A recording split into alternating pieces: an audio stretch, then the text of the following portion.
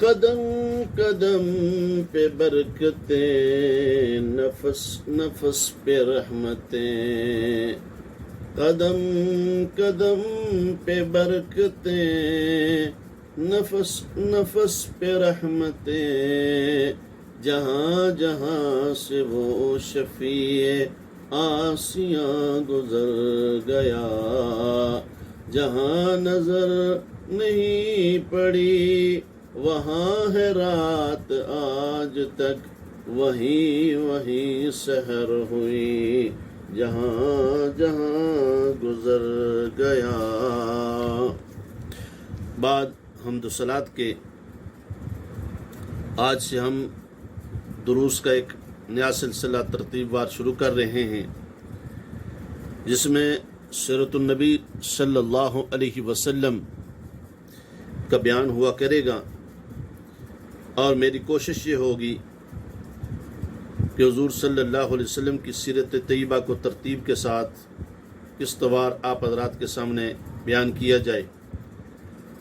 تاکہ ہمیں اپنے پیارے نبی صلی اللہ علیہ وسلم کی پوری زندگی کا علم ہو سکے۔ دعا ہے کہ اللہ رب العزت مجھے محض اپنے فضل و کرم کے ساتھ صحیح بیان کرنے کی توفیق عطا فرمائے، اور ہم سب کو اللہ رب العزت سیرت طیبہ پہ عمل پیرا ہونے کی توفیق عطا فرمائے۔ برادران اسلام،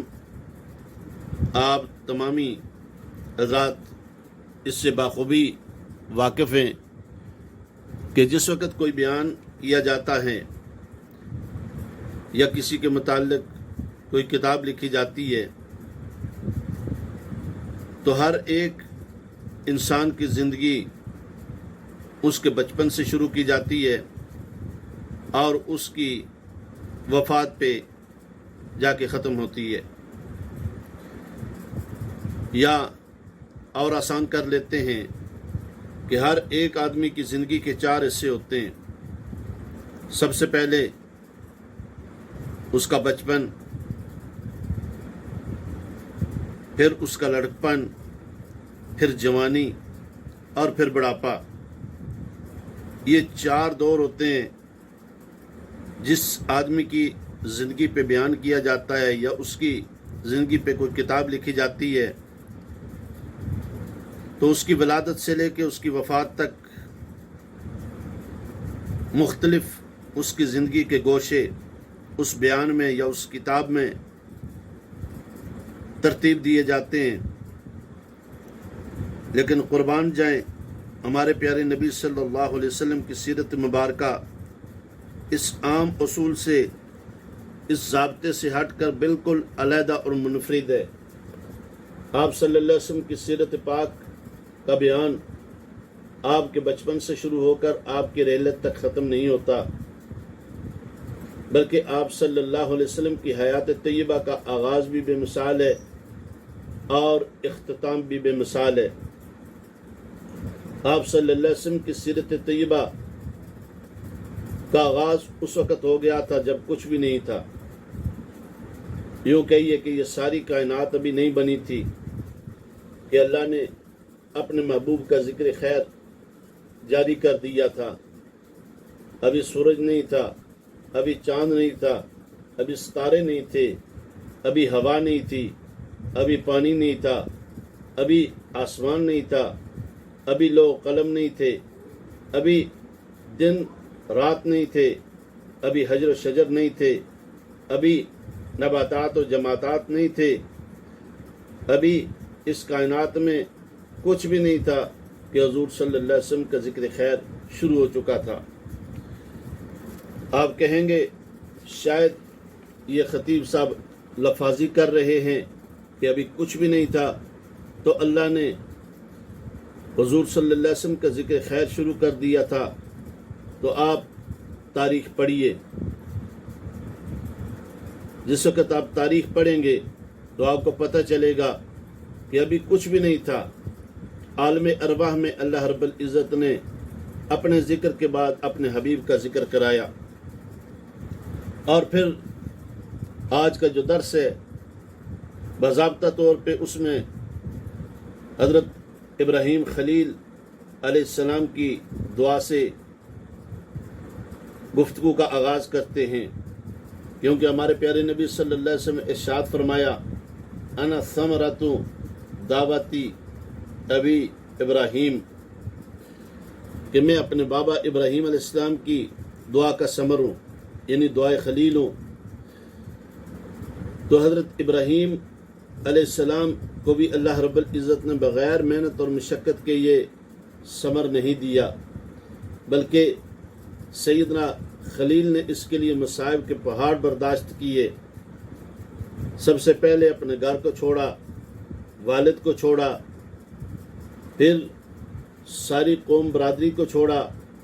بادشاہ نمرود کی آنکھ میں آنکھ ڈال کے درس توحید دیا،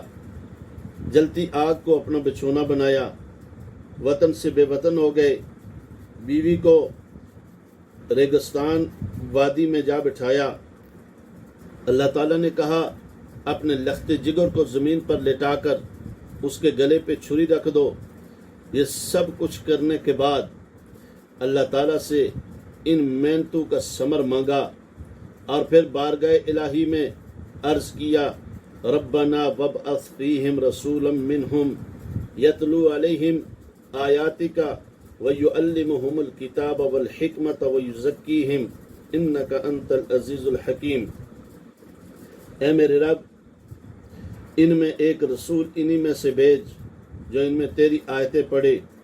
اور انہیں کتاب اور دانائی سکھائے اور انہیں پاک کرے، بے شک تو ہی غالب حکمت والا ہے۔ اس دعا کے اندر ابراہیم علیہ السلام نے آنے والے آخری نبی یعنی ہمارے پیارے محبوب صلی اللہ علیہ وسلم کا مانگا۔ ابھی حضور صلی اللہ علیہ وسلم دنیا میں تشریف نہیں لائے، لیکن آپ صلی اللہ علیہ وسلم کے ذکر خیر کو اللہ رب العزت نے ابراہیم علیہ السلام کی دعاؤں کی صورت میں جاری کر دیا۔ پھر آگے دیکھیے، موسیٰ علیہ السلام کا دور ہے۔ موسیٰ علیہ السلام اپنی قوم میں خطاب فرما رہے ہیں اور اپنی قوم کو مخاطب کر کے کہتے ہیں کہ اللہ رب العزت تمہارے درمیان تمہیں میں سے ایک نبی بھیجے گا، اور جس وقت وہ نبی آ جائے تم نے اس کی طرف دھیان دینا ہے، اس کی دعوت کو سننا ہے اور اسے قبول کرنا ہے۔ پھر اس کے بعد جناب سیدنا عیسیٰ علیہ السلام آتے ہیں۔ عیسیٰ علیہ السلام بھی اپنی قوم سے مخاطب ہوتے ہیں اور اپنی قوم کو عیسیٰ علیہ السلام بیان کرتے ہوئے ارشاد فرماتے ہیں وَإِذْ قَالَ عِيسَى ابْنُ مَرْيَمَ يَا بَنِي إِسْرَائِيلَ إِنِّي رَسُولُ اللَّهِ إِلَيْكُمْ مُصَدِّقًا لِمَا بَيْنَ يَدَيَّ مِنَ التَّوْرَاةِ وَمُبَشِّرًا بِرَسُولٍ يَأْتِي مِن بَعْدِي اسْمُهُ احمد۔ اور جب عیسیٰ بن مریم نے کہا اے بنی اسرائیل، بے شک میں اللہ کا رسول ہوں اور تمہاری طرف آیا ہوں، تورات جو مجھ سے پہلے ہے اس کی تصدیق کرنے والا ہوں، اور ایک رسول کی خوشخبری دینے والا ہوں جو میرے بعد آئے گا اور اس کا نام احمد ہوگا۔ قربان جائیں، ابھی ہمارے پیارے نبی صلی اللہ علیہ وسلم تشریف نہیں لائے، لیکن آپ کا ذکر خیر اللہ رب العزت نے شروع فرما دیا۔ پھر اسی طرح دیکھیے کہ ایک بادشاہ ہے بابل شہر کا۔ بابل شہر کا بادشاہ رات کو سویا ہوا ہے، اسے خواب آتی ہے۔ جس وقت وہ بیدار ہوتا ہے، کاہنوں نجومیوں کو جمع کرتا ہے اور کہتے ہیں میں نے رات کو ایک خواب دیکھا ہے جس نے مجھے بہت زیادہ خوفزدہ کر دی ہے۔ ارے نجومیوں، مجھے بتاؤ میرے خواب کی تعبیر کیا ہے؟ نجومی کہتے ہیں بادشاہ سلامت، وہ اپنا خواب بتائیں، ہم اس کی تعبیر بتائیں۔ بادشاہ کہتا ہے میں وہ خواب بھی بھول گیا ہوں، اب تم خود ہی اس کی تعبیر بھی بتاؤ اور مجھے وہ خواب بھی اور اس کی تعبیر بھی بتاؤ، ورنہ 3 دن کے اندر میں تمہیں قتل کر دوں گا۔ اب سارے نجومی پریشان ہیں، پورے ملک میں کوہرام مچ گیا۔ بادشاہ نے خواب دیکھا ہے، وہ خواب بھول بھی گیا ہے اور اس کی تعبیر بھی پوچھ رہا ہے۔ انہی ایام میں حضرت دانیال علیہ السلام جو کہ بیت المقدس کے اسیران جنگ میں تھے، وہ بخت نصر کے قید خانہ میں تھے۔ جب حضرت دانیہ علیہ السلام کو یہ خبر ملی تو انہوں نے قید خانہ کے دروغہ سے فرمایا کہ تم بادشاہ کو اطلاع دو کہ بیت المقدس کے اسیران جنگ میں ایک قیدی تعبیر رؤیا کا ماہر ہے، وہ اس کا علم رکھتا ہے، اسے تمہارے خواب کا بھی علم ہے اور اس کی تعبیر کا بھی۔